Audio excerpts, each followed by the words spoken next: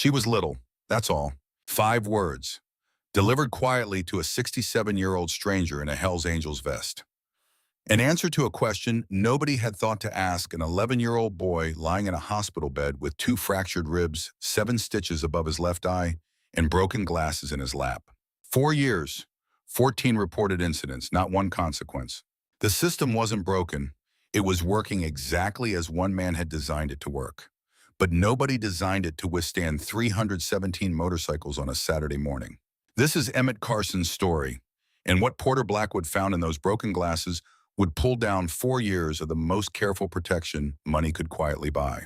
Room 214, Dearborn Heights Medical Center, Friday evening, 5:47. The room was standard pediatric recovery, 2 beds, the second empty, fluorescent overhead half dimmed, a window showing the hospital parking structure, the specific institutional beige of every room where difficult things happen. Emmett sat up at a 40-degree angle in the bed, not lying down, because lying down felt like surrender, and he wasn't ready for that yet. His backpack sat on the chair beside him.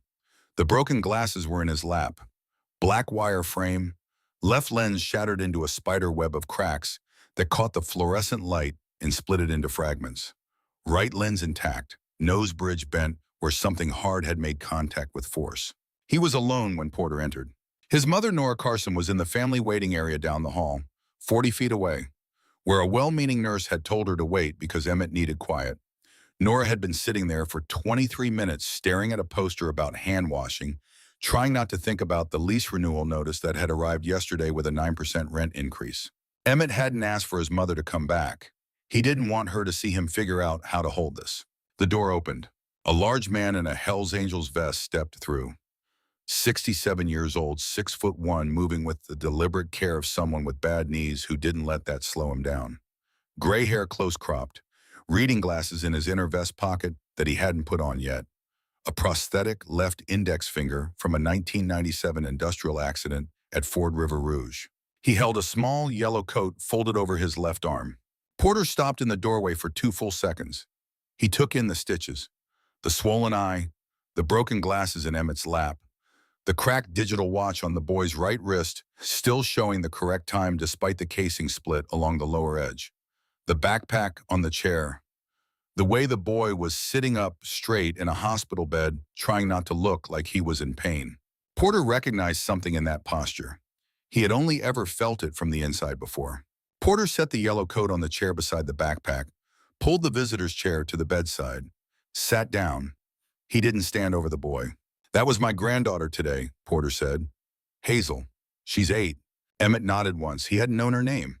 "I need to ask you something," Porter said. Not accusatory, not rhetorical. He actually needed to know. "Why?" Emmett looked at the window for 2 seconds. The parking structure was filling with shadow as the October evening settled into that flat Michigan gray that meant winter was coming. Then he said it. "She was little, that's all." Porter didn't speak for 9 seconds after he heard it. He reached out with his right hand, the one with all the 5 fingers, and set it flat on the bed beside Emmett's hand. Not on it, beside it. He looked at the broken glasses and didn't look away from them. "Nobody did that for me," Porter said quietly. To the glasses, not to Emmett's face, not once. He reached into his vest pocket with his left hand and took out his phone. Before he dialed, he looked at Emmett and said something the boy wouldn't fully understand for years. "You're not alone in this anymore. That's done." Then he called Chainsaw. But to understand why that phone call would change everything, why 317 men would drop their Friday night plans and ride through the night to stand on a sidewalk outside a suburban elementary school, you need to understand what happened in that parking lot 6 hours earlier. And you need to understand what had been happening in Dearborn Heights, Michigan for 4 years before that. Friday, October 11th, 3:29 in the afternoon. Ridgemont K-8 Academy, East parking lot. Emmett Carson was walking home alone. Same route he took every day. Past the bike racks that nobody used anymore because someone had cut the locks off 3 of them last spring. Past the trophy case window where you could see the reflections of cars pulling out. Past the east gate that led to Middlebelt Road and the 15-minute walk to the apartment complex where he'd lived his whole life. That's when he saw them. 4 boys, 1 small girl in a yellow coat. The girl was crying before Emmett reached them. Tyler Thornwell, 15 years old, sophomore at Dearborn Heights High, but still returning to the middle school area because his network was there and he'd never experienced a consequence that required him to change his geography. Tyler stood directly in front of the girl, blocking her path to the gate. Three other boys, ages 14 to 15, formed a loose semicircle behind Tyler, the formation of young predators who'd practiced this. The girl was 8, maybe 70 pounds, trying to walk around them, failing. Emmett stopped walking. He had seen Tyler do this before, twice. He had reported it twice. Both times the reports went to Principal Patricia Renwick's office. Both times he was told the matter had been reviewed and addressed. Tyler was at school the following Monday. Both times. The system that was supposed to work had taught Emmett very clearly that it didn't. He looked at the girl in the yellow coat. He looked at Tyler Thornwell's back. He looked at the parking lot exit 30 feet away, where two Ridgemont K-8 staff members, a male PE teacher and a female aide, were getting into a car.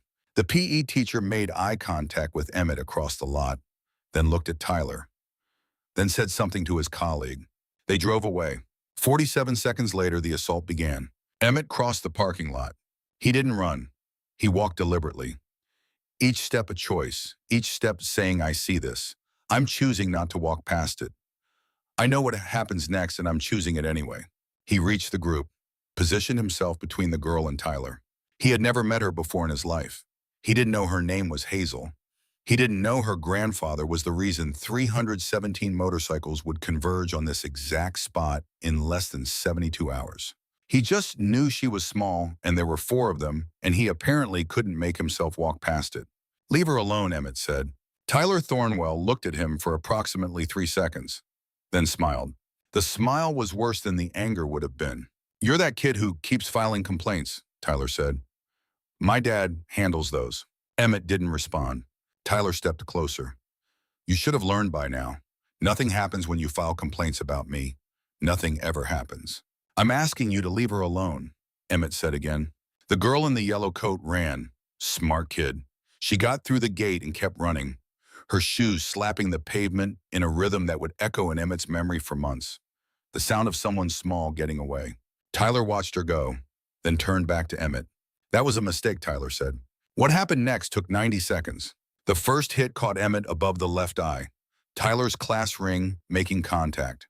The sophomore class ring, heavy silver with a blue stone that would later be found to have Emmett's skin cells embedded in the setting, opening a 3-inch laceration that would require 7 stitches. Emmett raised his left forearm to shield his face.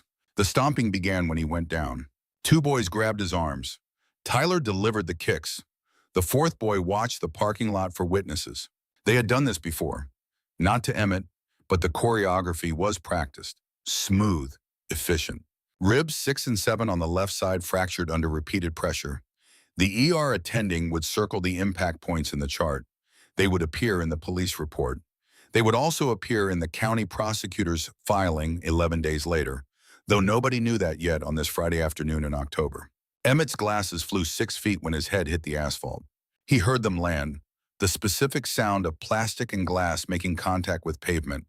A small crystalline crack that meant something expensive was now broken. A passing driver stopped. The boys ran. Emmett lay on the ground for 14 seconds before he tried to sit up. The pain in his left side made him stop moving and focus entirely on breathing, shallow, controlled, each breath calculated to avoid pulling at the fractures. He looked for his glasses first, found them, 6 feet away lying next to a yellow parking space line, picked them up. The left lens was shattered. The nose bridge was bent.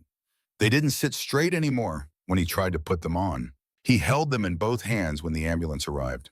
He was still holding them when Porter walked into room 214 6 hours later. But between the parking lot and the hospital room, something else happened that would change everything. Hazel Blackwood ran.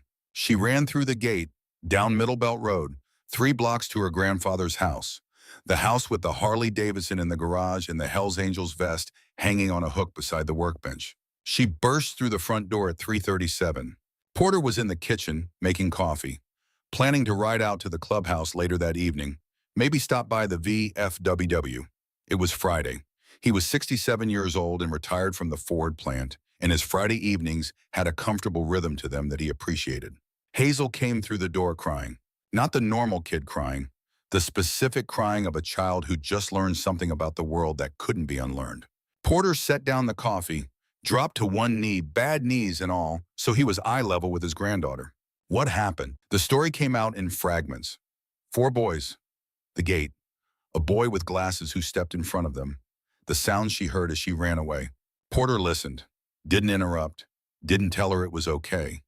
Because it wasn't okay and Hazel was 8 years old, but she was smart enough to know when adults were lying. When she finished, Porter asked one question. Where? Ridgemont K to 8, East parking lot. Porter made 3 phone calls in the next 15 minutes. The first was to his daughter Dana, Hazel's mother, night shift nurse at Beaumont Hospital. Told her Hazel was safe staying with him tonight, explained later. The second was to Ridgemont K-8 Academy main office. Got the answering machine. Left a message asking about an incident in the East parking lot that afternoon involving his granddaughter. Professional. Calm. The kind of message that goes into a log and gets returned Monday morning. The third call was to Jerry Michaels, road name Chainsaw, road captain, the man who'd ridden beside Porter for 31 years.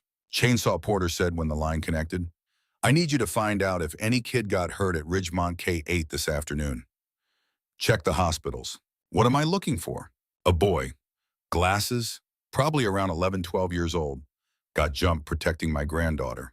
Chainsaw didn't ask questions. You'll know in 20 minutes. 17 minutes later, Porter's phone rang. Dearborn Heights Medical Center, Chainsaw said. Emmett Carson, 11 years old.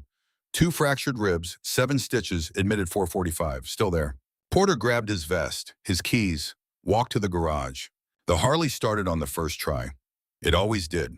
He'd rebuilt the engine himself in 2003 and maintained it the way a man maintains anything he might need to depend on. He pulled out of the garage at 5:23, arrived at Dearborn Heights Medical Center at 5:41, parked in the visitor lot, walked through the automatic doors carrying Hazel's yellow coat over his left arm because she'd taken it off in his truck on the way home and he'd been holding it ever since. At the nurse's station, he asked for Emmett Carson's room. The nurse looked at his vest, at the patches, at the gray hair and the weathered face and the prosthetic finger and the yellow coat. Are you family? She asked. No, Porter said, but I need to talk to him. Something in his voice made her check the chart. Room 214. His mother's in the waiting area if you want to speak with her first. I will, Porter said. After. He walked down the hallway. Institutional tile. The smell of antiseptic and cafeteria food, and the specific anxiety of people waiting for news about someone they love. He stopped outside room 214. Through the window in the door, he could see Emmett, sitting up, holding broken glasses, alone. Porter pushed the door open and walked in. That was my granddaughter today, Porter said, after he'd sat down. Hazel, she's 8. Emmett nodded once. He hadn't known her name. I need to ask you something. Not accusatory, not rhetorical. He actually needed to know. Why? Emmett looked at the window for 2 seconds, then said it. She was little, that's all. Porter didn't speak for 9 seconds after he heard it. He reached out with his right hand and set it flat on the bed beside Emmett's hand. Not on it, beside it. He looked at the broken glasses and didn't look away from them. Nobody did that for me, Porter said quietly. To the glasses, not to Emmett's face. Not once. He reached into his vest pocket and took out his phone. Before he dialed, he looked at Emmett. You're not alone in this anymore. That's done. He called Chainsaw. The line connected on the second ring. Porter said 3 sentences. The first sentence was, I need every brother within 50 miles. The second sentence was, a boy with 2 broken ribs just taught me something about courage. I should have learned 58 years ago. The third sentence was Saturday morning, all 3 chapters. Chainsaw didn't ask for proof, didn't ask for evidence, didn't ask what Porter needed them to do when they got there. He just said, how many kids in that school? 600, Porter said. Then they all see us, Chainsaw said. The line went dead. Porter put his phone back in his vest pocket. He looked at Emmett. You got somewhere safe to sleep tonight. We're going home after they discharge me, Emmett said. You got someone who can stay with you, and your mom. Someone Tyler Thornwell doesn't know about.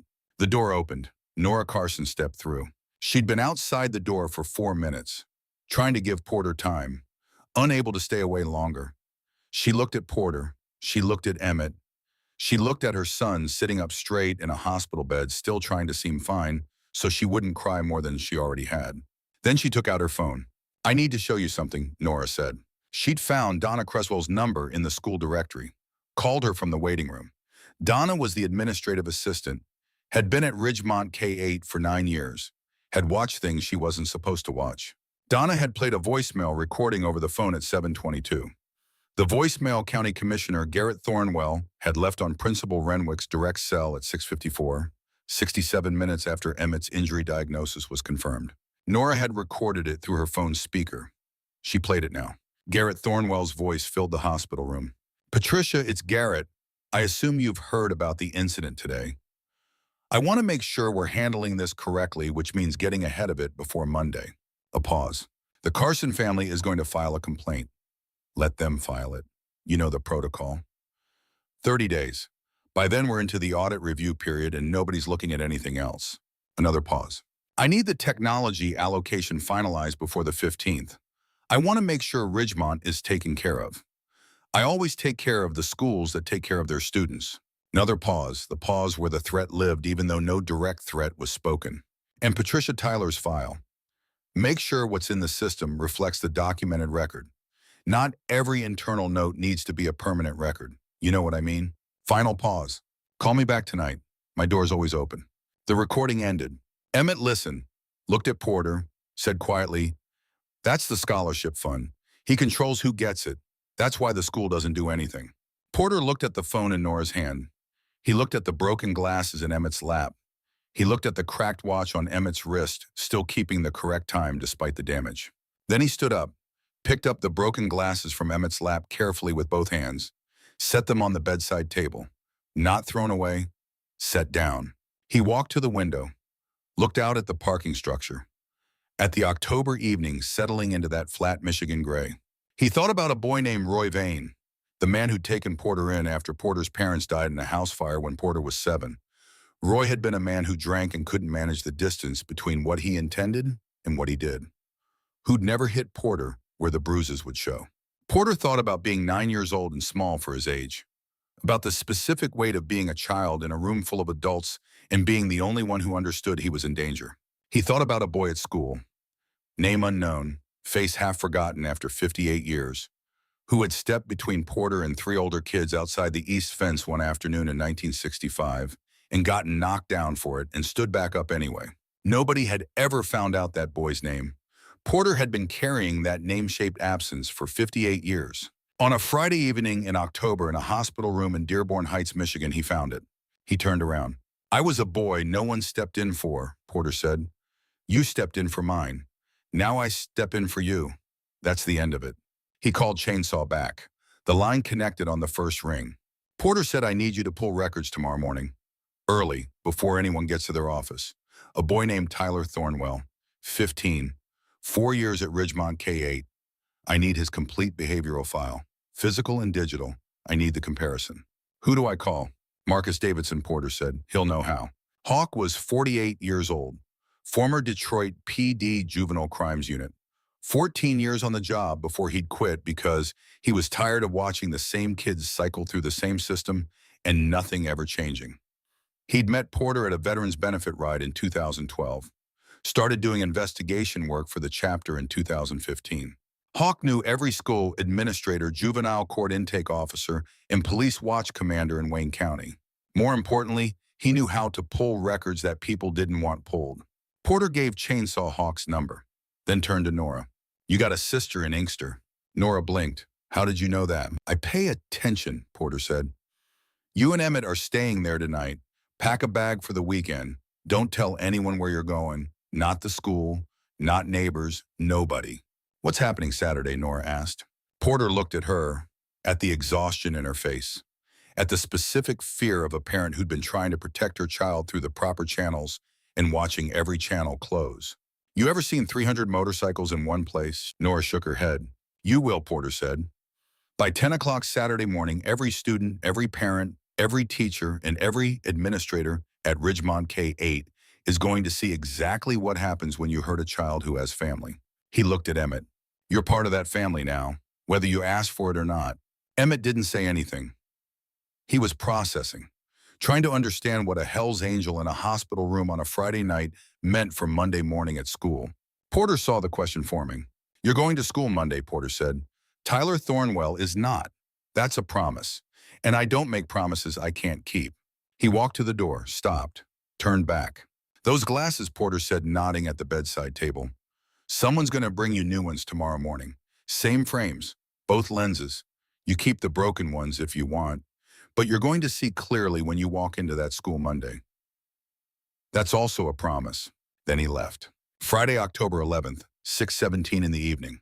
Tyler Thornwell sent a text message to two of the boys who'd been with him that afternoon. It read, "Next time is worse. Tell him." The message was relayed to Emmett's hospital room via a classmate at 6:30. Nora saw it, took a screenshot, put it in a folder on her phone labeled Evidence. It would become Exhibit 3A in the county prosecutor's filing 11 days later. But there was a second message. This one Tyler didn't know had been forwarded to someone who would forward it to Porter by 7:15. "My dad says this goes away Monday. The Carson family doesn't know who they're messing with." Porter read it standing in his garage at 7:23. He didn't respond to the message, just forwarded it to Hawk with one line, "Evidence of consciousness of guilt. Preserve it." Then he walked back into his house. Hazel was asleep upstairs in the guest room. The yellow coat was folded on the chair beside the kitchen table. Porter sat down, made coffee he didn't drink, looked at his phone. Text from Chainsaw sent at 7:03, "Making calls now, counts at 41. By midnight we'll have 200. Porter texted back, "Good." He thought about Emmett sitting in that hospital bed, holding broken glasses in both hands, answering the question why with 5 words that contained an entire moral position. She was little, that's all. Porter thought about the boy in 1965, the nameless boy who'd stepped in, who Porter had never been able to thank, who disappeared into the crowd of memory and time and the ordinary forgetting that happens when you're 9 years old and don't understand yet that some moments should be preserved. He couldn't thank that boy, but he could do this. He stood up, walked upstairs, checked on Hazel. She was sleeping with one arm over her face the way she'd slept since she was 3 years old. The yellow coat was downstairs, but she'd gotten away. That mattered. Porter went to his room, set his alarm for 5:30, lay down on top of the covers fully dressed except for his boots. He didn't expect to sleep, but sometime around 9:47 he did. He dreamed about motorcycles, hundreds of them, riding through a gray Michigan morning toward a school where a boy with broken glasses was waiting to see if anyone would show up. Friday, 7 in the evening to midnight, across 3 states. Chainsaw made his first call at 7:03. Gerald Morrison, road name Tank, Sergeant-at-Arms, 49 years old, former Detroit PD. The man who trained half the younger brothers in the chapter on how to navigate the system without becoming part of it. Tank answered on the first ring. "Tank, emergency ride, Dearborn Heights, tomorrow morning, pass it on." "What's the situation?" "Child assault, county commissioner's son, system protected the wrong kid for 4 years. How many do you need?" "Everyone." "Consider it done."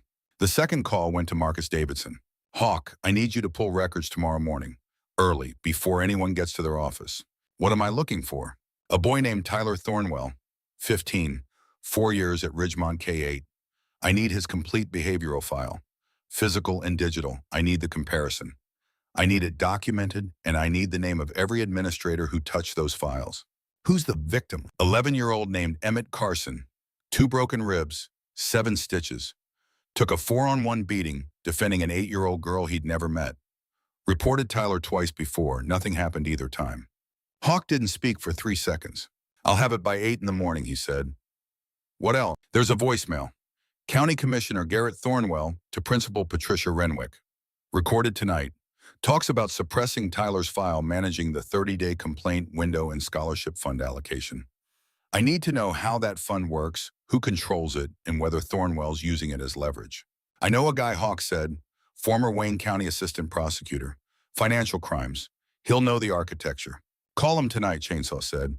The third call went to Richard Caldwell, 55 years old, 18 years as Wayne County Assistant Prosecutor, Financial Crimes Division. Left to open a private practice in 2019. New scholarship fund law county subcommittee procedure and exactly how Garrett Thornwell's reserve reclassification language would read to a state AG investigator.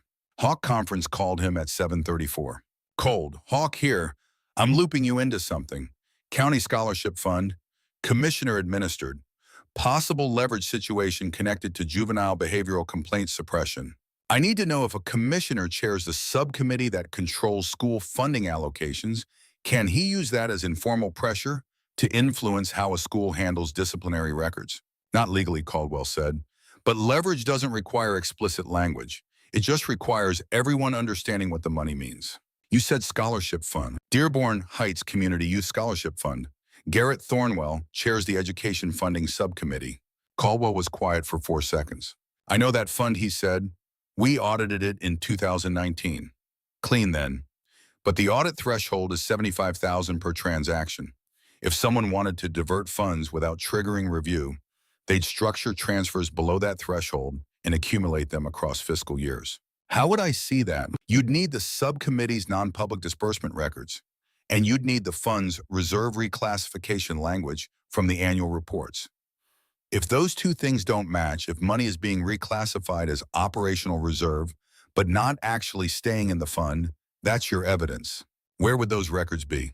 Thornwell's office, or his home office if he's keeping personal copies. Combination locked filing cabinet would be standard.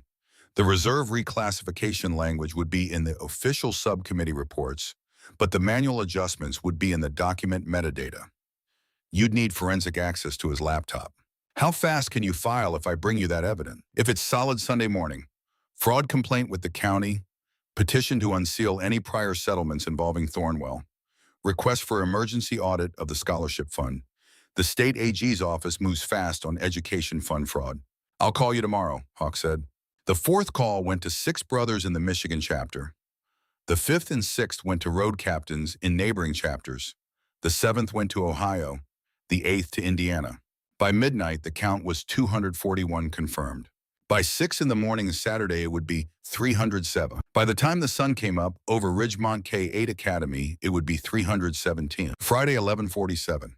Porter's kitchen. Porter sat at his kitchen table with a cup of coffee he wasn't drinking. Hazel was asleep upstairs. His daughter Donna wouldn't be home from her shift until 7 in the morning. Porter looked at the yellow coat folded on the chair beside him. He thought about Hazel running through that gate, the sound of her shoes on the pavement, the crying that meant she'd just learned something about the world that couldn't be unlearned. He thought about Emmett sitting in that hospital bed, holding broken glasses in both hands, answering why with 5 words that contained an entire moral position.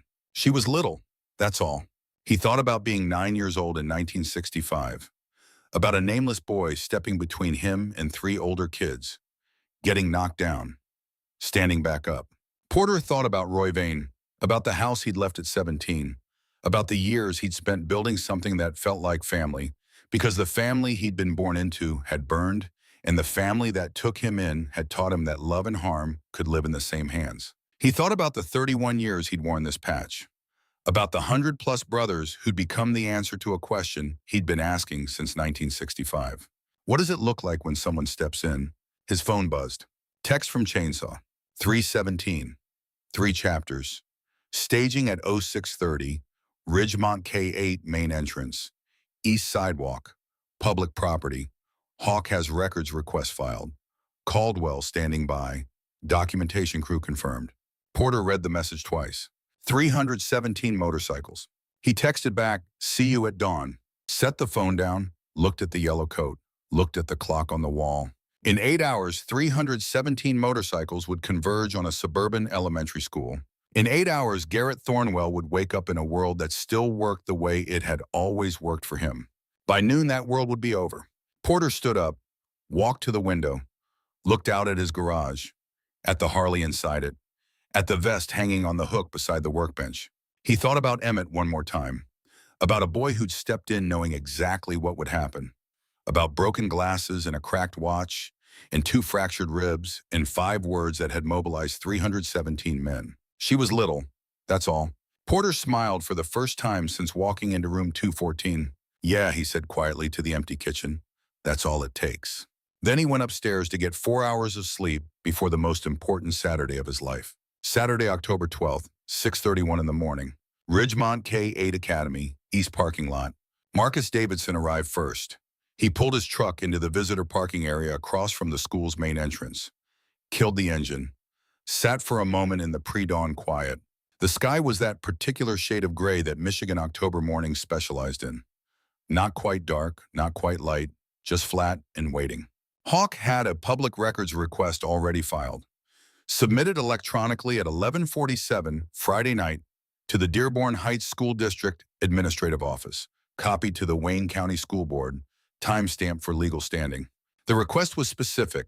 All behavioral incident records for Tyler Thornwell, student ID 8472193, physical and digital spanning 4 academic years. He also had Principal Patricia Renwick's direct office line, her cell number, and the name of the administrative assistant who'd been at Ridgemont K-8 for 9 years and had watched things she wasn't supposed to watch. At 6:34, a silver Honda pulled into the lot. Donna Creswell got out. 52, administrative assistant, still wearing her coat. She'd been sitting in her car in the parking lot since 6:15, waiting for someone to arrive, because she'd been holding a recording on her phone for 14 hours and hadn't slept. She walked directly to Hawk's truck. He rolled down the window. She didn't say anything, just took out her phone, pulled up the audio file, pressed play. Garrett Thornwell's voice filled the truck cab. "Patricia, it's Garrett. I assume you've heard about the incident today." Hawk listened to the full recording twice. When it finished the second time, he looked at Donna. "How long have you known?" he asked quietly. 2 years, Donna said. "I started keeping a log of the phone calls. Every time a parent filed a complaint about Tyler Thornwell called Renwick within 48 hours. Every time, 11 calls in 18 months. You have that log." She handed him a small spiral notebook. 11 entries, dates, parent names, complaint summaries. Every entry followed by Thornwell call, date time complaint status, closed insufficient documentation. Hawk read through it once. "Why didn't you report this?" Donna's hands were shaking slightly. "To who? Renwick's my supervisor. The district superintendent plays golf with Thornwell. I called the teachers union rep last year about something I'd seen in the files.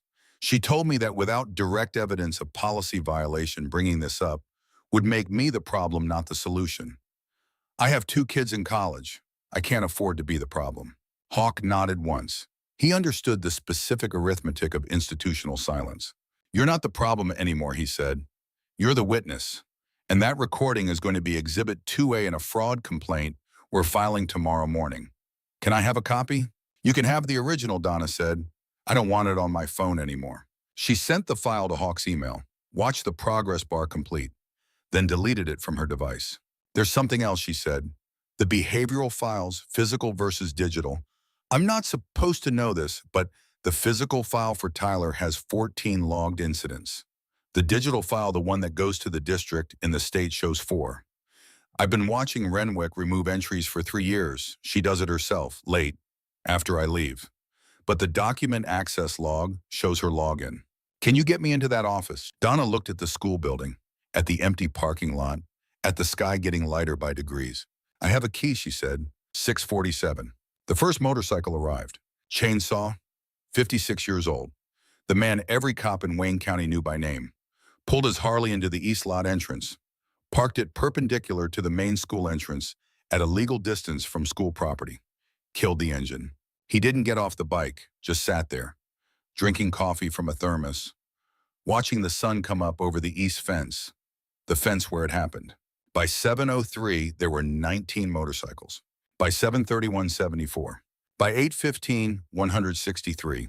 They parked in formation, tight, disciplined rows. No one revving engines, no one shouting, no one blocking the street or the sidewalk or the school entrance. Just presence. Chrome gleaming in the growing light. Leather vests bearing the same insignia. Men standing beside their bikes. Arms crossed. Silent. Waiting. 7:23 in the morning. Inside Ridgemont K-8, principal's office. Hawk stood in Patricia Renwick's office with Donna beside him. The physical file for Tyler Thornwell was on the desk. 14 incident reports spanning 4 years. Each one documented, each one signed by the reporting teacher or staff member. The digital file pulled from the district system on Donna's desktop terminal showed 4 incidents. Hawk photographed every page of the physical file, then opened his laptop and pulled the digital records. Created a side-by-side comparison in a spreadsheet that took him 19 minutes to build.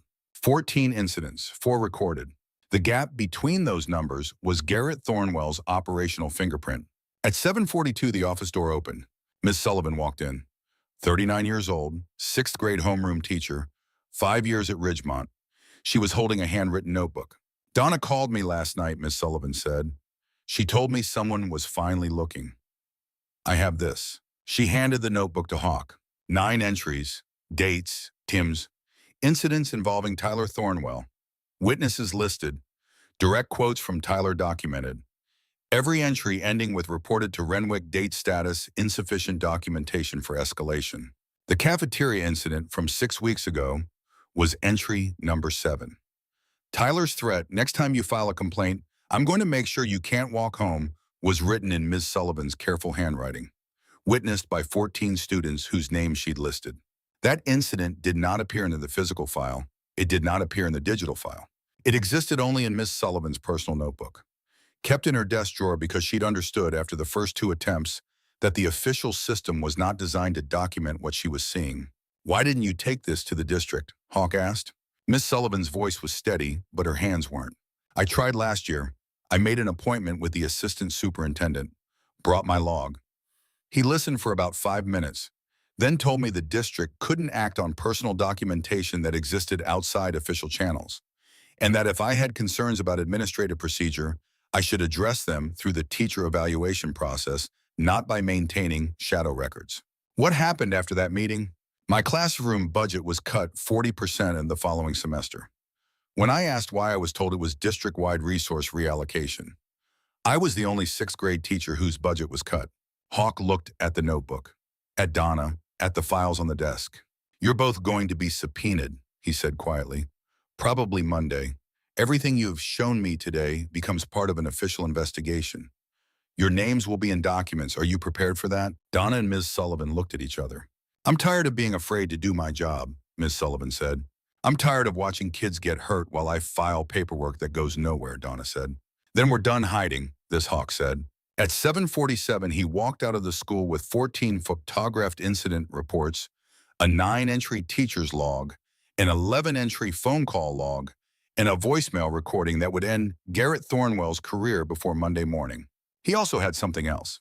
In the bottom drawer of Renwick's filing cabinet lock, but Donna had the key, was a folder labeled Scholarship Committee Admin Correspondence. Inside, printed emails between Renwick and Thornwell spanning 3 years.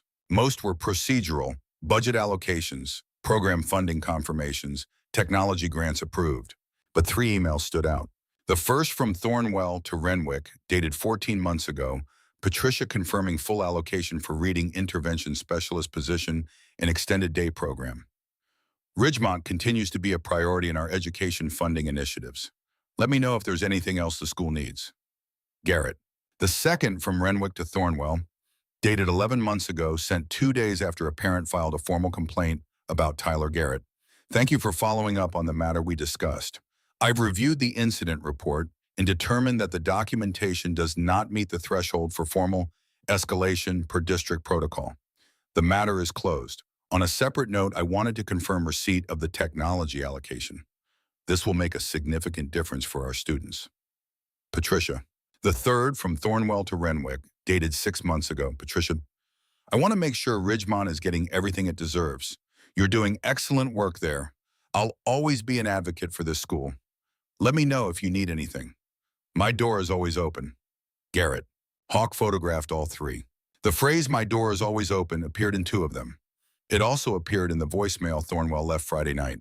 It wasn't a courtesy, it was a signature. 8:02, Dearborn Heights Police Department, Watch Commander's office.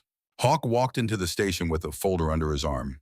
The watch commander, Lieutenant Marcus Webb, 23 years on the force, had worked with Hawk back when Hawk was still Detroit PD. Looked up from his coffee. "Hawk, it's Saturday. You're supposed to be sleeping." "I need 5 minutes," Hawk said.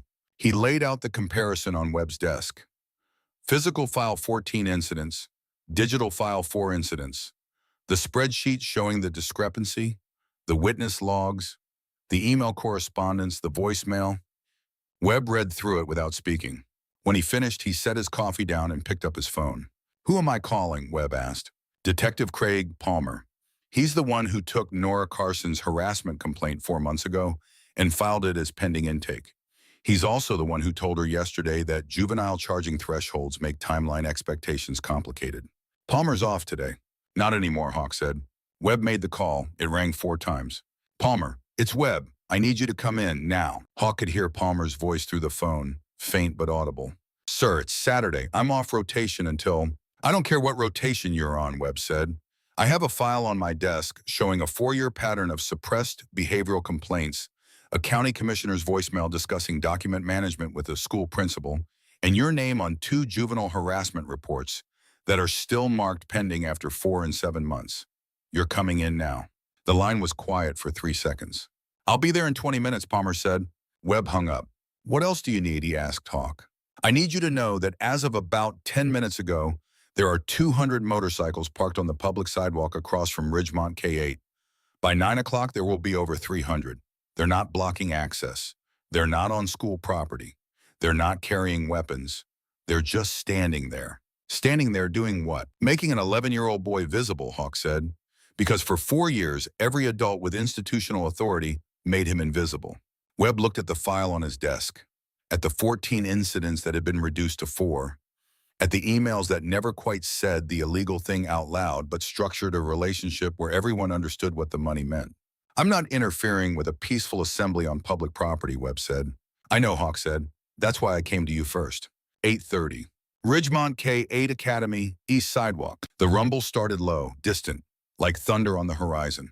Then it grew. The sound of engines, dozens of them, then hundreds, rolling in from 3 directions. Harley-Davidsons, the deep, unmistakable growl of American iron. The formation pulled in with military precision. Tight rows, synchronized movements.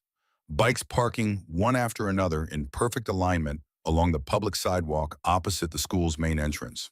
317 motorcycles. The engines cut off almost in unison. The sudden silence after all that noise felt heavy, expectant. 317 men in leather vests stood beside their bikes, arms crossed, silent, faces calm, not angry, not threatening, just present. By 8:47, parents arriving to drop off kids for Saturday enrichment programs slowed their cars, stared. Some kept driving, some pulled over, some took out their phones. One mother driving a minivan with 2 children in car seats stopped at the red light adjacent to the school entrance. She looked at the wall of motorcycles, at the men standing silent and still, at the school behind them. She rolled down her window. What's happening? She called to the nearest biker. Tank, sergeant at arms, former Detroit PD, walked to her window, crouched slightly so they were eye level. A boy got hurt defending a little girl yesterday, Tank said calmly. 4-on-1, 2 broken ribs. He'd reported the bullies twice before. Nothing happened. We're here to make sure everyone knows his name now. The mother looked at Tank, at his vest, at the 316 other men behind him. What's the boy's name? She asked. Emmett Carson, Tank said. The mother nodded once, wrote it on her hand with a pen from her cup holder. Thank you, she said, then drove away. By 9:15, a news van from the local CBS affiliate pulled into the lot. By 9:47, there were 3 news crews. None of them were asked to leave. This was public property. This was a peaceful assembly. This was 317 men standing in daylight in front of cameras, making a single statement without saying a word. This child mattered, and you were going to see that he mattered. 9:30. Porter drove to Nora's sister's house in Inkster, the house where Emmett and Nora had been staying since Friday night. He knocked. Nora answered. She looked like she'd slept maybe 3 hours. Probably had. Is he awake? Porter asked. He's been awake since 6, Nora said. He knows something's happening. I didn't tell him what. Can I talk to him? Nora stepped aside. Emmett was sitting on the couch in the living room, still moving carefully because of the ribs. The stitches above his eye were clean. No signs of infection. The swelling around his left eye had gone down slightly, but was now a deep purple that would get worse before it got better. He was holding his broken glasses. Porter sat down in the chair across from him. There are 317 motorcycles outside your school right now, Porter said. They've been there since 7 this morning. They're going to stay until everyone who needs to see them has seen them. Emmett stared at Porter. Why, he asked. Because you stepped in when no one else would, Porter said. And because for 4 years, adults with the power to stop this looked the other way. That ends today. He reached into his jacket and pulled out a small bag, handed it to Emmett. Inside, a new pair of glasses. Black wire frame, both lenses intact, same style as the broken ones. Try them on, Porter said. Emmett put them on slowly, adjusted them, looked around the room. Everything was sharp, clear, the way it was supposed to be. They fit, Emmett said quietly. You keep the broken ones if you want, Porter said. But you see clearly now. That's the deal. Emmett took the new glasses off. set them beside him on the couch, picked up the broken ones, looked at the shattered left lens, at the bent nose bridge. "I want to keep these," he said. "Then keep them," Porter said. He stood up, started to leave, stopped. "Emmett, what you did Friday, stepping in when you knew what would happen. That's not something I can teach. You already know it. You're braver than I was at your age. Braver than most men I know now. Don't ever think that what happened to you means you did something wrong." Emmett looked up at Porter. "Are they going to expel Tyler?" he asked. "Tyler's not going to be at that school Monday," Porter said. "I don't know if it'll be expulsion or charges or both, but I know this. He's done hurting people and walking away from it." Porter walked to the door. Nora followed him. "What happens next?" she asked quietly. "We're filing a fraud complaint against Garrett Thornwell this morning," Porter said. "Scholarship fund diversion. The school principal will probably be called as a witness. The police are reopening Tyler's harassment cases. And every parent in that district is going to know exactly what happened when Emmett tried to report this and the system buried it." Nora's eyes were wet. She didn't say anything for a moment. "Thank you," she finally managed. "Don't thank me yet," Porter said. "We haven't finished, but we will." 10:52. Richard Caldwell's home office. Caldwell sat at his desk with documents spread across every available surface. Financial records, subcommittee reports, bank statements, county business registry filings. Hawk had sent him everything at 8:34.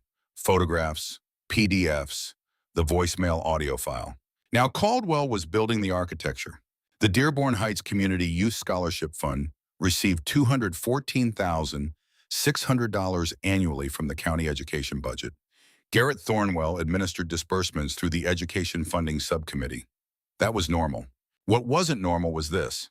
Caldwell opened 3 files side by side on his screen. 3 years of subcommittee disbursement records. Not the public reports, the internal tracking documents that showed recommended allocations versus actual transfers. Year 1. Recommended allocation to Ridgemont K-8, $71,000. Actual transfer, $71,000. But the fund balance at year-end showed a $71,000 reserve reclassification.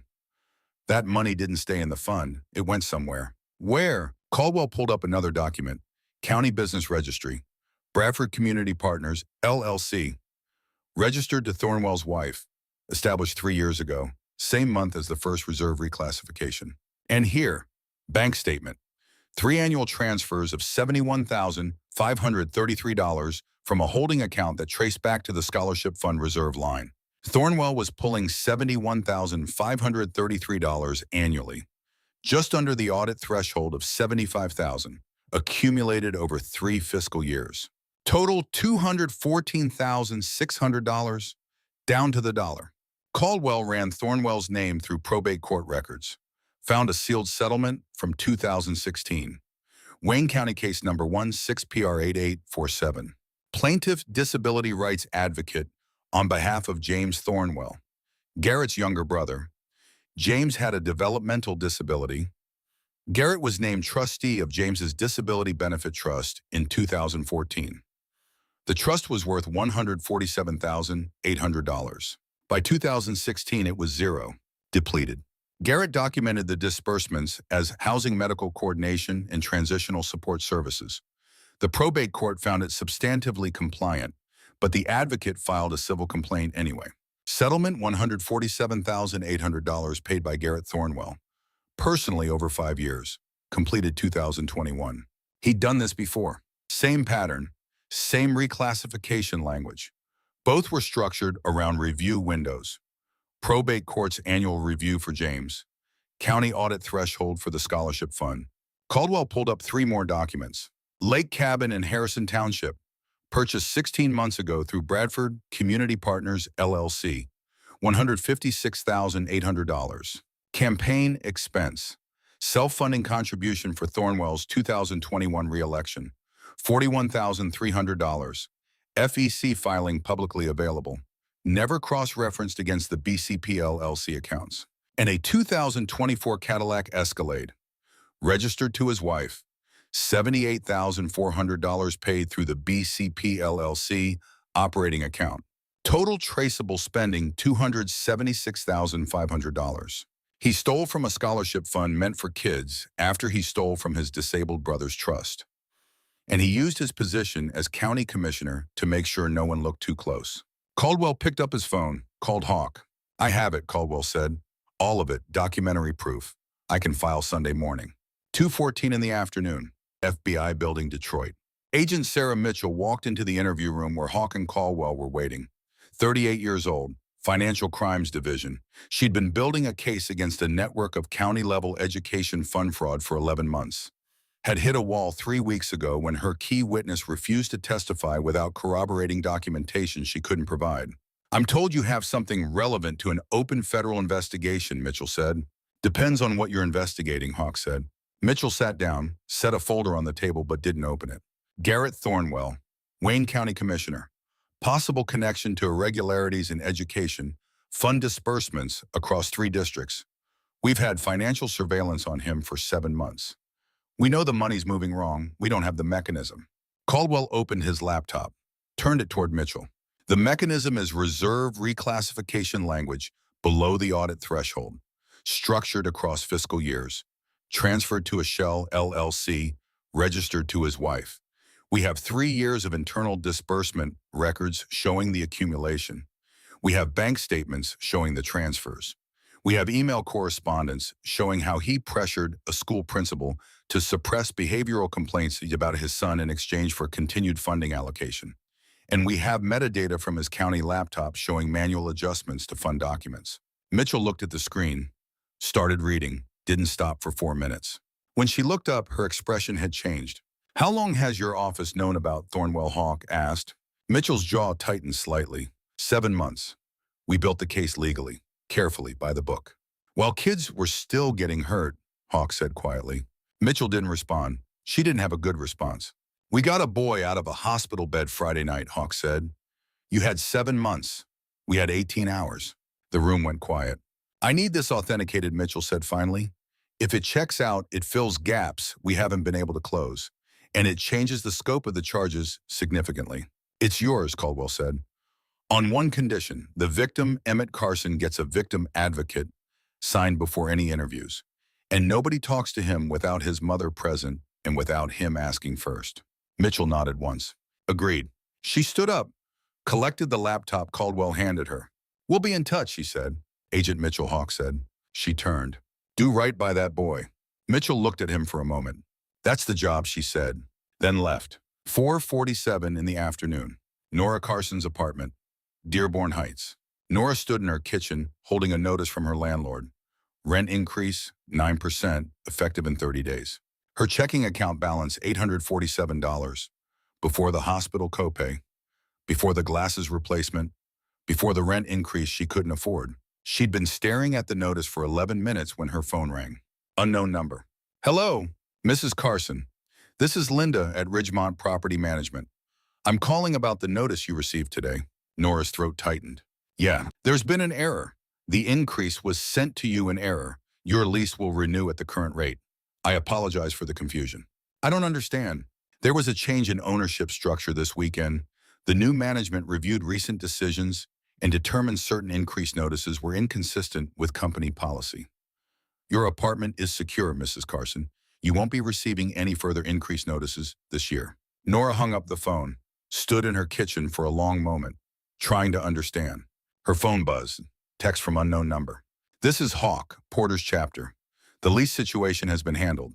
The property management company's limited partnership agreement included a name that appeared in the Bradford Community Partners LLC documents. That connection has been clarified. You're staying put." Nora texted back, "Thank you." The response came immediately. "Thank Emmett. He's the reason we looked." 6:15 in the evening. Porter's kitchen. Porter stood at the counter pouring coffee into a thermos for the night shift brothers staying at the school through Sunday morning. Hazel sat at the kitchen table coloring. A house with people standing in front of it. Too many people to fit on the page, so some of them were just heads floating at the edges. "Pop," Hazel said. "Yeah, baby girl. Is Emmett okay?"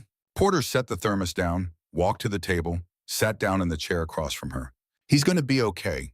He's hurt right now, but he's safe and he's going to heal." Hazel colored a section of the sky blue, carefully staying inside the lines.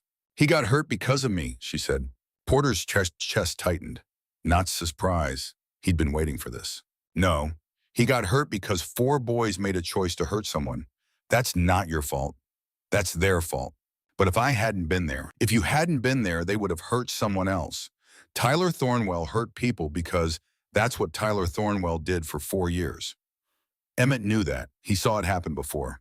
And when he saw them cutting you off at the gate, he decided he wasn't going to let it happen again. Hazel set down the blue crayon, picked up the yellow one. Why, she asked. Porter thought about a hospital room, about broken glasses and a cracked watch, and 5 words that had brought 317 men to a school on a Saturday morning. Because you were little, Porter said, that's all.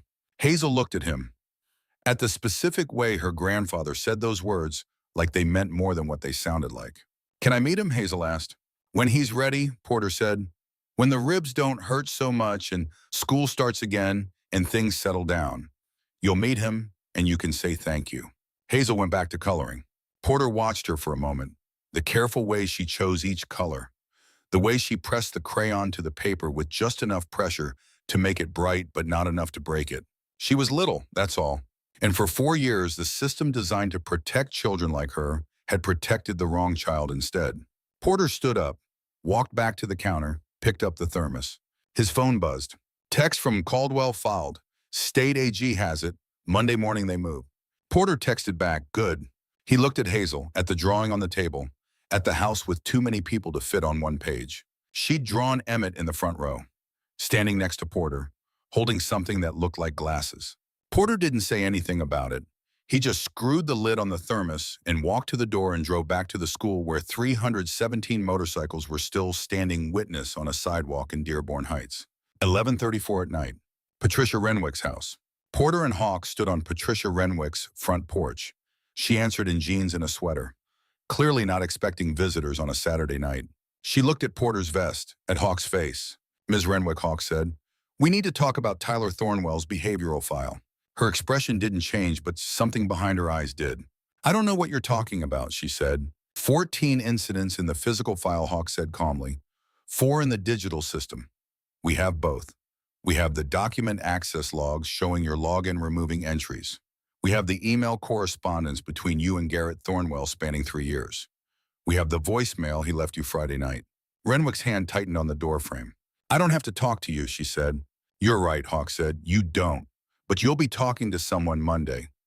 Probably a Wayne County investigator, probably the state AG's office.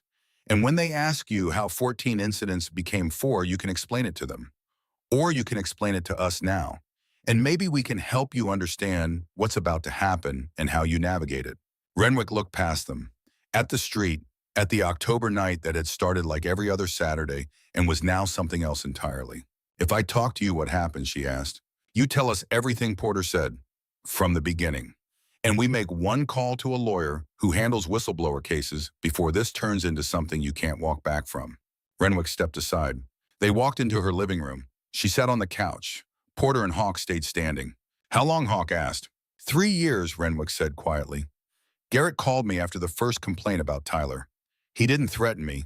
He just reminded me that Ridgemont had been recommended for full scholarship fund allocation, that he'd always been an advocate for the school, that he wanted to make sure we continued to get everything we deserved. And you understood what that meant, Hawk said. I understood what it meant, Renwick said. Her voice was shaking now. I told myself I was protecting the programs, the reading intervention specialists, the extended day program, the technology that helps 600 kids. I told myself that Tyler's incidents weren't severe enough to risk losing that funding, that if I documented them properly, if I followed procedure, the system would handle it. But you didn't document them properly, Porter said. No, Renwick said. I didn't.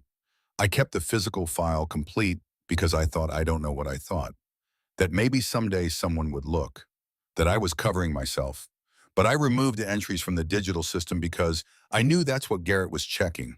And every time I did it, I told myself it was the last time. That next incident, I'd escalate it properly. But there was always a next allocation, always another program that needed funding. Her hands were shaking in her lap. I knew what I was doing, she said. I knew it was wrong. And I did it anyway because I was afraid of what would happen if I didn't. Hawk looked at Porter. Porter nodded once. Here's what happens next, Hawk said. You're going to give us access to everything. Every email, every phone log, Every document you have connecting Thornwell to the school's funding allocations. You're going to testify when the state AG's office subpoenas you, which they will, and you're going to cooperate fully, immediately, without hesitation. And if I do that, Renwick asked, then maybe you're a witness instead of a co-conspirator, Hawk said. Maybe you're someone who was compromised instead of someone who enabled abuse.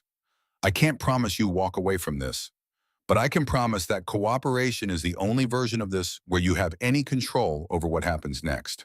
Renwick looked at her hands, at the living room she'd lived in for 12 years, at the life she'd built that was about to come apart.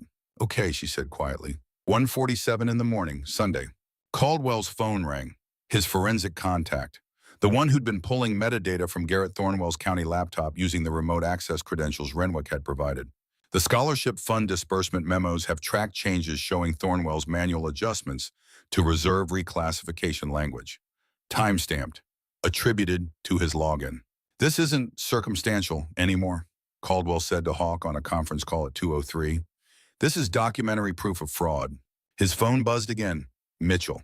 The scholarship fund case just opened a federal investigation into 3 other county-level education funds in Michigan. Same pattern, same reclassification language, same audit threshold exploitation. Thornwell wasn't alone. This is a network, and without your evidence Saturday, we wouldn't have known where to look. Porter listened to the phone call standing in his garage at 2:30. He looked at his Harley, his vest, thought about Emmett holding broken glasses, about Nora crying in a bathroom because she was afraid of losing her home and her job, about 14 kids whose complaints had been buried, about James Thornwell in an adult care facility visited 4 times in 9 years by the brother who depleted his trust. How many victims? Porter asked quietly. Caldwell checked his notes. 14 kids with documented complaints about Tyler, 4 parents who escalated to the district, 2 who transferred schools, 1 hospitalized. James Thornwell defrauded of $147,800. Every scholarship-eligible student at Ridgemont K-8 who should have been receiving support but wasn't because money was diverted. And counting. Because if nobody looked, Thornwell would have kept going. His fiscal year 24 reclassification was pending signature. If that closed, the diversion would be locked into the official record and substantially harder to reverse. Porter was quiet for a long moment. File it tomorrow, he said. 9 in the morning, everything you have. Then he walked to his Harley, started the engine, rode through the empty streets back to Ridgemont K-8, where brothers were standing watch through the night. Because that's what the patch meant. Not that you were the strongest person in the room. That you were the person who showed up when someone small needed you to be strong. Sunday, October 13th, 9:17 in the morning. Richard Caldwell pressed send. The fraud complaint filed electronically to Wayne County. Copied to the Michigan Attorney General's office. Time-stamped. Documented. Evidence attached: financial records, emails. Renwick's testimony, Palmer's admission, FBI surveillance data, metadata analysis. Petition to unseal the James Thornwell probate settlement. Request for emergency audit of the Dearborn Heights Community Youth Scholarship Fund. The state AG's office received it at 11:43, 2:34 in the afternoon. Garrett Thornwell sat in his home office reviewing documents. County business. Greenway maintenance proposals from the Homeowners Association meeting. Budget allocations for the upcoming fiscal quarter. His phone rang. His attorney. Garrett, we have a problem. What kind of problem? The kind where you need to move assets now. There's a fraud complaint filed this morning. State AG has it. They're going to freeze accounts. Thornwell's expression didn't change, but his hand tightened on the phone. How much time do I have? Hours, maybe less. Thornwell hung up, opened his laptop, started transferring funds from Bradford Community Partners, LLC, to an offshore account he'd established 2 years ago for exactly this contingency. $180,000. Moving in increments small enough not to trigger immediate alerts. What he didn't know was that Agent Sarah Mitchell had a real-time surveillance warrant on all his accounts. Had since 7 months ago. She watched the transfers happen, logged each one, added money laundering to the charges. At 3:47, Thornwell called Patricia Renwick, got her voicemail, left a message. Patricia, I know you talked to them. That was a mistake. You think cooperating protects you. You're implicated in every decision we made. You removed those records. Your login, your choices. They're coming for you too. Call me back. We can still manage this together. Renwick listened to the voicemail, hands shaking, called Hawk. I need a lawyer, she said. A real one. He's going to say I did this alone. That's why you're testifying, First Hawk said. That's why your cooperation matters. Get ahead of his story. Monday, October 14th, 8:30 in the morning. Emmett Carson walked through the main entrance of Ridgemont K-8 Academy, wearing his new glasses, carrying his backpack, moving carefully because the ribs still hurt, but not like Saturday. The hallway went quiet, not the bad kind of quiet, the quiet that had followed him for 4 years every time Tyler Thornwell's name came up. A different kind, the quiet of people who'd seen something over the weekend that they were still trying to process. 317 motorcycles, a boy with broken ribs, a story that had made the evening news on every Detroit area station by Sunday morning, a county commissioner under investigation for fraud, a principal who'd resigned before they could finish asking questions. Emmett walked to his locker, opened it, started putting books away. A voice beside him said Emmett. He turned. Caleb Brennan, 8th grader, had been in the cafeteria 6 weeks ago when Tyler knocked Emmett's lunch tray and made the threat in front of 14 students. Caleb had watched it happen, had done nothing. I just wanted to say, Caleb started, then stopped, tried again. I should have said something in the cafeteria when Tyler, it's okay, Emmett said. It's not okay, Caleb said. I was there. I heard what he said to you. I didn't know what to do. Emmett looked at Caleb, at the specific guilt in his face, at the way he was standing there, like he'd been carrying this for 6 weeks and had finally found someone to hand it to. You can do something now, Emmett said. Next time you see something, you can do something then. Caleb nodded once, didn't say anything else, just walked away. The bell rang. Emmett closed his locker, walked to homeroom. Ms. Sullivan was at her desk when he entered. She looked up, smiled. Not the careful, worried smile she'd been giving him for 6 months. A real smile. Good morning, Emmett, she said. Good morning. He sat down in his usual seat, 3rd row center, the seat he'd been sitting in since the first day of 6th grade. Tyler Thornwell's seat back row corner, where he could see the door and the windows and everyone in the room was empty. It would stay empty. Emmett took out the journal Ms. Sullivan had given him Sunday. Leather-bound, blank pages, ribbon bookmark. She'd written something on the inside cover. Dear Emmett, what you did Friday afternoon was the bravest thing I have ever witnessed. You stepped in when every adult failed to. I will carry that with me for the rest of my life. Ms. Sullivan. Emmett opened to the first page. Wrote Monday, October 14th. Tyler's not here. I am. Then closed it and put it away and listened to Ms. Sullivan start the morning announcements. 4:22 in the afternoon. 2 Wayne County Sheriff's deputies arrived at Garrett Thornwell's house with a warrant.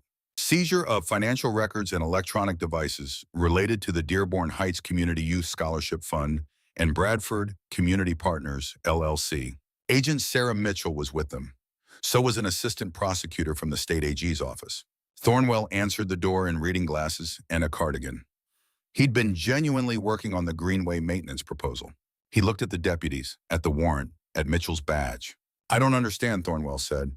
Mr. Thornwell, we have a warrant to seize financial records and electronic devices related to the Dearborn Heights Community Youth Scholarship Fund and Bradford Community Partners, LLC. We'll need access to your home office and your county-issued laptop. Thornwell's expression didn't change, but something behind his eyes did. A calculation happening faster than most people could track. I'd like to call my attorney, Thornwell said. You're welcome to do that, Mitchell said. But the warrant is being executed now. They walked past him into the house, found the home office, the filing cabinet with the combination lock. Thornwell provided the combination without resistance, which meant he hadn't fully understood yet what they were looking for. Inside 3 years of reserve reclassification records, Bradford Community Partners, LLC bank statements, and a handwritten note in Thornwell's handwriting. Fiscal year 24 closed 71,533 reserve/BCP transfer. Pending audit window close. Mitchell photographed it, bagged it, looked at Thornwell. When was the last time you transferred funds from the scholarship reserve account to Bradford Community Partners? I don't know what you're talking about, Thornwell said. Your handwriting suggests otherwise, Mitchell said. Thornwell's attorney arrived 23 minutes later. By then, the deputies had seized the laptop, the filing cabinet contents, and 3 boxes of financial records. Thornwell stood in his driveway watching them load everything into a county vehicle. Said quietly to his attorney, "I was careful. I was so careful." The attorney looked at him, didn't say anything. Careful wasn't the same as legal. Tuesday, October 15th, 12:17 in the afternoon. Wayne County Courthouse. Garrett Thornwell stood before Judge Catherine Morrison's bench, flanked by two attorneys whose combined hourly rate exceeded what most people in Dearborn Heights made in a month.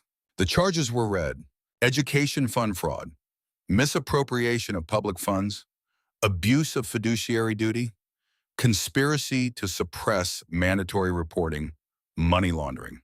The evidence was presented in summary form: Caldwell's filing, the forensic analysis of Thornwell's laptop, the 3-year disbursement records, the handwritten note found in the filing cabinet.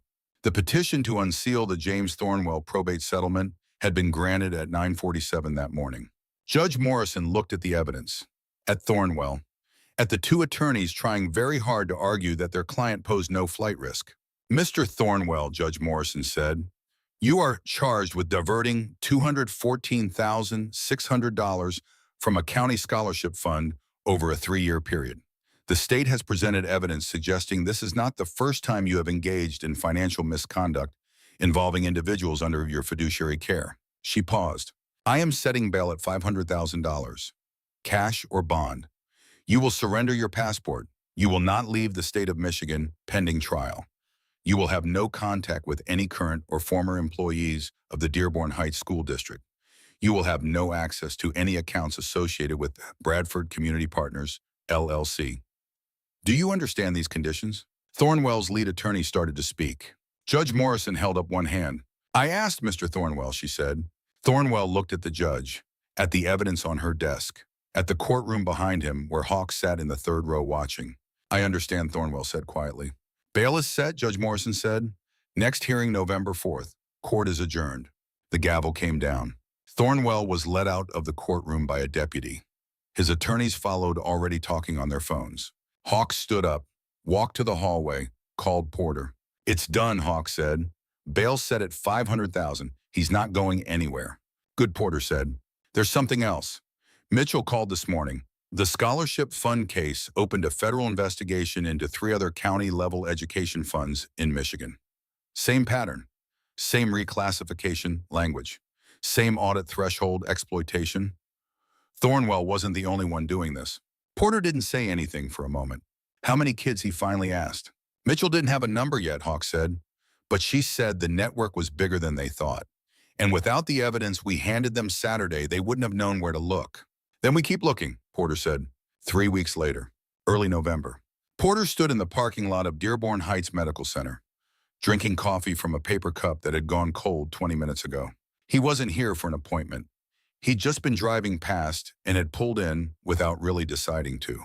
Room 214 was on the 2nd floor. He could see the window from where he stood. The room was empty now. Different patient, different crisis. The hospital kept moving. But Porter could still see it. The way Emmett had been sitting up in that bed, broken glasses in his lap, trying not to look like he was in pain. The way the boy had answered the question, why, with 5 words that had carried more moral weight than anything Porter had heard in 31 years of wearing this patch. She was little, that's all. Porter had been 9 years old in 1965 when a nameless boy stepped between him and 3 older kids outside a school fence. The memory was fragment and feeling more than image. October afternoon, cold enough that Porter's breath had shown. He'd been walking home from school, same as always, when he heard the voices behind him. Rough, older. The kind of voices that meant trouble was looking for someone smaller. He'd turned around. 3 boys. 7th graders, maybe. 8th. Big enough that Porter's 9-year-old self understood immediately what was about to happen. Then another kid appeared. Came from nowhere. Or maybe from the bike racks. Porter couldn't remember. The boy was maybe 11, 12, wore a jacket that was too big for him, had dark hair that needed cutting. He stepped between Porter and the 3 older boys. Said something Porter couldn't hear from where he stood frozen 15 feet away. The biggest of the 3 older kids laughed, then pushed the boy in the too big jacket. The boy didn't push back, didn't run, just stood there. Said something else, still too quiet for Porter to hear. The 3 older boys looked at each other, then at the boy in the jacket, then they walked away. just turned and left like they'd gotten bored with a game that wasn't fun anymore. The boy in the jacket turned to look at Porter, made eye contact for maybe 2 seconds, then walked away in the opposite direction. Porter never saw him again. He tried to find him, spent weeks looking in hallways in the cafeteria at dismissal, asked his teacher if there was a new student, asked the secretary in the main office if she knew who he was talking about. Nobody knew, or if they did, they didn't remember. After a while, Porter stopped asking, but he never stopped wondering. What was that boy's name? Where did he go? Did he know what he'd done? Did he understand that 58 years later, Porter would still be carrying that moment? The specific weight of being saved by someone whose name you never learned. The gratitude that had nowhere to go because you couldn't thank a ghost. Porter had spent 58 years carrying that name-shaped absence, the hole where a thank you should have lived. On a Friday night in October in a hospital room in Dearborn Heights, Michigan, he'd found it. Not the same boy, but the same choice, the same understanding that some things are simple. A small person is in danger. You have the ability to step in. You step in.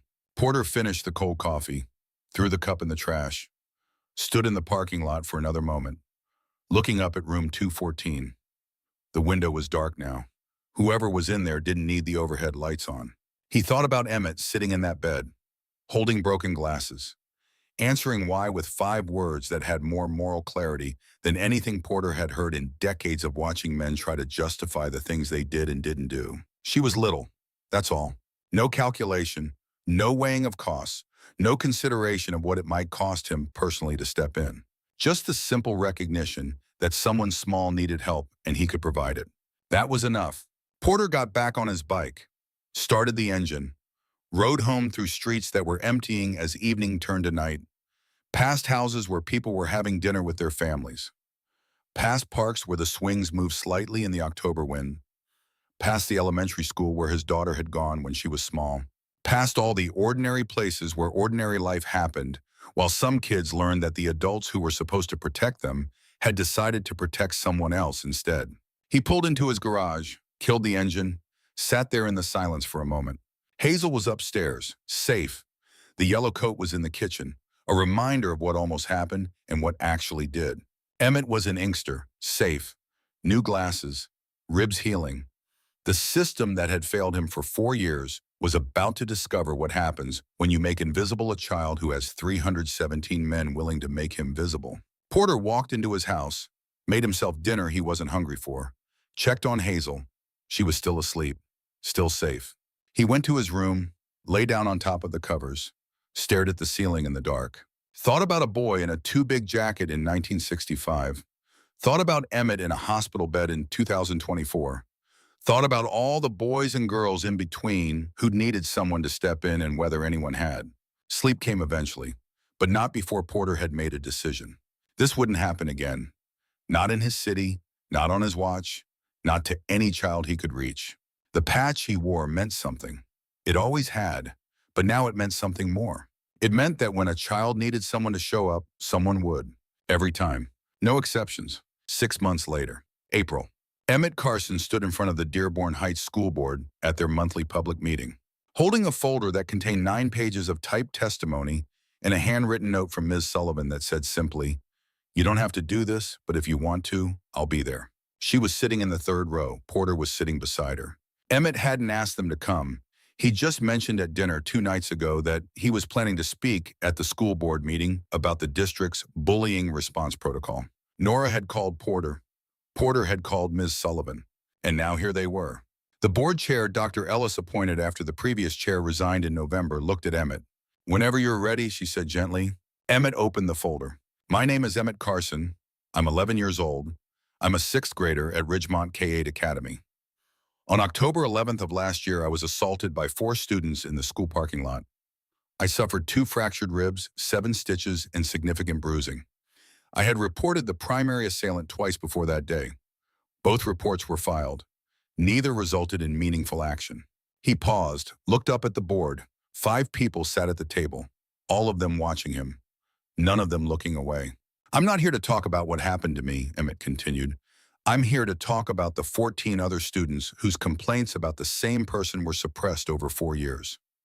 I'm here to talk about a system where a physical file and a digital file showed 2 different stories, and nobody noticed until it was too late. He turned to the second page. The Angels Watch program that was proposed last month. The one that would require monthly audits of behavioral incident files and mandatory third-party review of any complaint that involves serious injury or repeated patterns. That program exists because what happened to me wasn't an accident. It was a system working exactly the way it was designed, and the design was wrong. Dr. Ellis leaned forward slightly. Mr. Carson, she said, I want to assure you that the board takes these concerns very seriously. The interim principal has implemented immediate reforms to the behavioral reporting system, and we are currently reviewing. I know, Emmett said. I've read the reforms. They're good, but they're only good if they're permanent, and they're only permanent if someone is watching to make sure they stay that way. He closed the folder. I'm asking the board to pass the Angels Watch program as written, with full funding, with mandatory reporting requirements, with third-party oversight that doesn't answer to anyone in the district.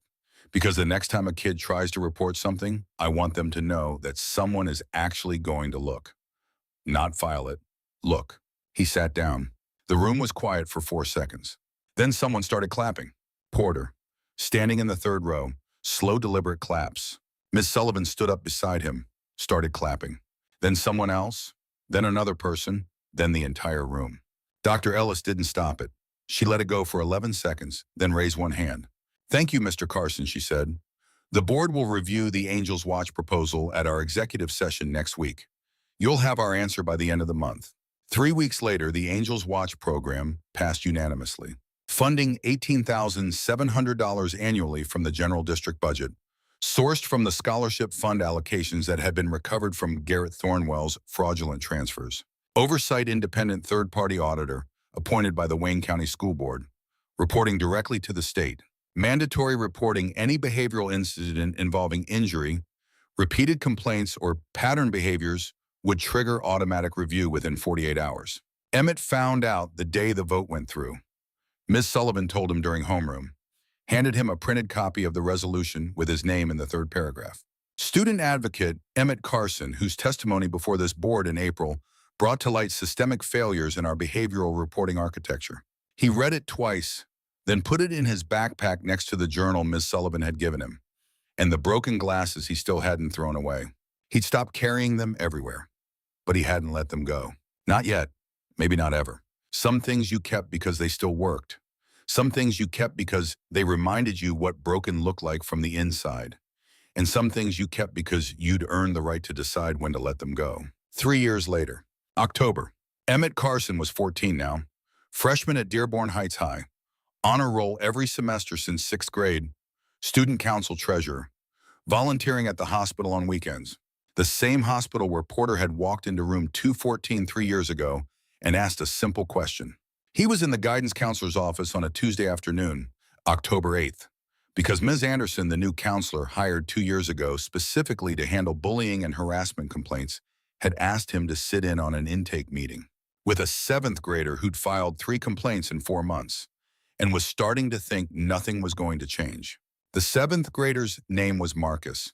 He was small for his age, quiet, had the specific posture of a kid who'd learned to make himself invisible in hallways. Emmett recognized it immediately. He'd worn it for 4 years. Ms. Anderson had explained to Marcus that Emmett had been through something similar, that he might have advice, that sometimes it helped to talk to someone who understood what it felt like from the inside. Marcus sat in the chair across from Emmett, looking at his hands. They said you got hurt, Marcus said quietly. 3 years ago. Yeah, Emmett said. And they said people came, like a lot of people. 317, Emmett said. Marcus looked up at Emmett's face, at the small scar above his left eyebrow that was still visible if you knew to look for it. Did it stop? Marcus asked. After that, Emmett thought about Tyler Thornwell, about charges filed and trials completed and sentencing that had happened 16 months ago. 8 years in state prison. No parole eligibility for 5. Lifetime ban from working with children in any capacity. He thought about Garrett Thornwell, currently serving a 6-year federal sentence for education fund fraud after a plea deal that required him to cooperate fully with the FBI's investigation into 2 other county commissioners running the same scheme. He thought about Principal Renwick, who'd resigned before they finished the investigation and now worked in a private sector job that had nothing to do with schools. It stopped, Emmett said, but not because they were scared of what would happen if they kept going. It stopped because the system finally worked the way it was supposed to, and it only worked because people outside the system made it impossible to ignore. Marcus nodded slowly. Ms. Anderson said you helped write the program, Marcus said. The Angels Watch thing. I gave testimony, Emmett said. The school board wrote it. But yeah, I helped. Does it work? Emmett looked at Ms. Anderson. She nodded once.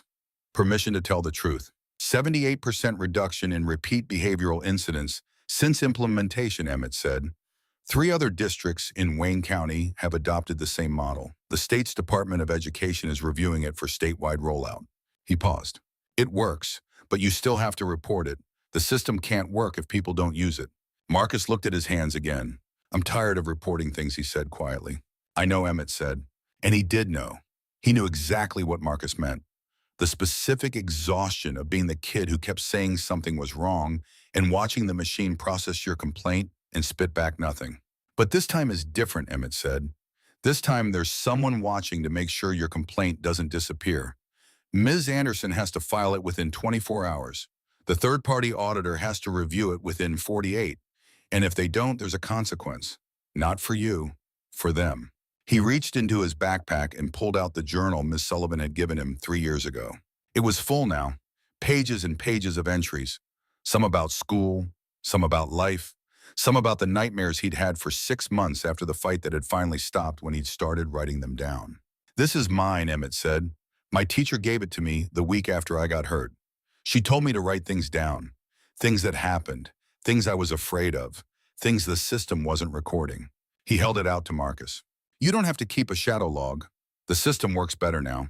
But if you need a place where you can write things that are just for you, where nobody else has to read it unless you want them to, you can have this. I'll get another one. Marcus looked at the journal, at Emmett's face, at the scar. You really got hurt for someone you didn't even know, Marcus asked. Emmett thought about a girl in a yellow coat, about Porter's granddaughter, about the specific weight of being 11 years old and seeing 4 boys cut off someone small, and deciding you apparently couldn't walk past that. She was little, Emmett said. That's all. Marcus took the journal, held it carefully like it mattered. Thank you, Marcus said. Ms. Anderson walked Marcus out 15 minutes later, filed his complaint at 3:47. The third-party auditor called at 9:22 the following morning. 2 weeks later, the student Marcus had reported 3 times was transferred to a different school pending disciplinary review. The Angels Watch program logged it as case number 40. Successful intervention, 0 repeat incidents. Emmett found out about it from Ms. Anderson during a check-in meeting the following week. He wanted me to tell you. Thank you, Ms. Anderson said. He said the journal is helping. Emmett nodded once. He'd bought a new journal the day after giving Marcus his old one. Same leather binding, same blank pages. He'd written 1 sentence on the first page. October 8th, I passed it on, then closed it and put it in his backpack where the broken glasses used to be. He'd finally let those go 6 months ago, put them in a small box, put the box on a shelf in his closet. He didn't need to carry them anymore, but he'd kept them.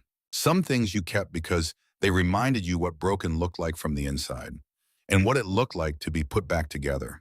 Porter Blackwood stood in his garage on a Friday evening in October, 3 years and 2 weeks after he'd walked into room 214 at Dearborn Heights Medical Center. He was 69 now. The knees were worse. The prosthetic index finger still worked fine.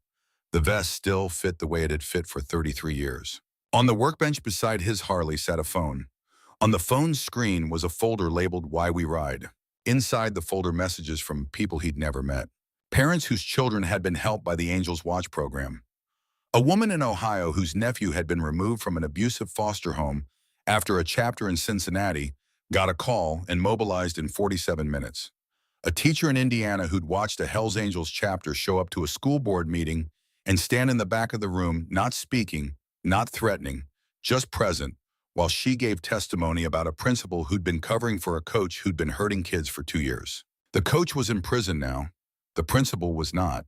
But the principal wasn't working in schools anymore either. Porter scrolled through the messages. There were 43 of them. He'd never responded to any of them.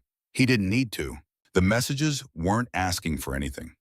They were just saying, we saw, we noticed, we're grateful. His phone buzzed, new message, unknown number, a photo, Emmett Carson, Standing in front of Dearborn Heights High, wearing a student council shirt, holding a certificate, grinning. The gap between his front teeth still there, the scar above his eyebrow barely visible now, the glasses sitting straight on his face. The text below the photo read, "Emmett wanted you to see this. He won the county essay competition for youth advocacy. The prize money is going to the Angels Watch Fund. He said to tell you thank you for everything.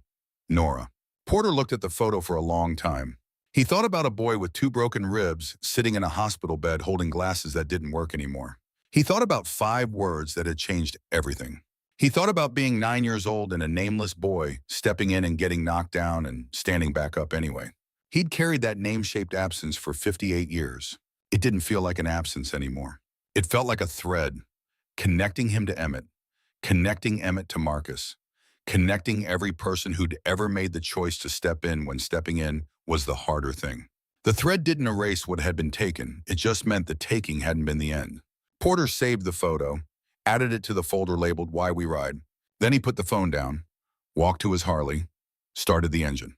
He had a shift at a school tonight, not Ridgemont K-8, a different school where a different parent had called and said her daughter was being harassed and the principal wasn't returning her calls. Could someone please just stand outside during pickup so her daughter knew someone was watching? 17 brothers were meeting him there at 2:45. They'd stand on the sidewalk, arms crossed, silent, and a little girl would walk out of school knowing that the scary-looking men in the leather vests were the safest thing in her world right now. Porter pulled out of his garage. The October afternoon was cold and gray and flat, the way Michigan October afternoons were flat. He rode toward the school where he was needed, because that's what the patch meant. Not that you were the strongest person in the room, that you were the person who showed up when someone small needed you to be strong. This story isn't really about motorcycles or patches or the 317 men who stood on a sidewalk for 47 hours in October. It's about a decision. The decision a boy made when he saw someone small in danger and couldn't make himself walk past it. The decision a grandfather made when he heard 5 words in a hospital room and understood he'd been carrying them his whole life. The decision every single person makes when they see something wrong and choose in that moment whether to look away or to stay. If you have ever been the person in that room, the one who reported something and watched it disappear into filing cabinets and bureaucratic protocols and careful explanations about charging thresholds and review windows, this is for you. You were not wrong to speak. The system failed you, not the other way around. And if you are the person who has the power to change that system, the teacher, the administrator, the board member, the police officer, the neighbor who sees something and wonders if it's your place to say something, this is for you too. It is your place. It is always your place. You don't need 317 motorcycles to make a difference. You need to be willing to say, this is my lane, and then stay in it. Emmett Carson didn't stop Tyler Thornwell by filing a complaint. He stopped him by stepping in. Porter Blackwood didn't fix the system by asking nicely. He fixed it by making an 11-year-old boy visible to people with the power to act. The Angels Watch program exists now in 4 districts in Michigan. It's under review for statewide implementation. That program exists because Emmett stood in front of a school board and said the system was wrong and nobody looked away. The broken glasses are still in a box on a shelf in Emmett's closet. He doesn't carry them anymore, but he kept them. Some things you keep because they remind you what broken looks like and what it looks like to be whole. Porter rides through Michigan on a Friday evening, heading toward a school where a little girl needs to see that someone came. The thread connects. From the boy in 1965 to Porter to Emmett to Marcus to the next child who will need someone to step in. The thread doesn't break. It just keeps going. She was little, that's all. And sometimes that's everything.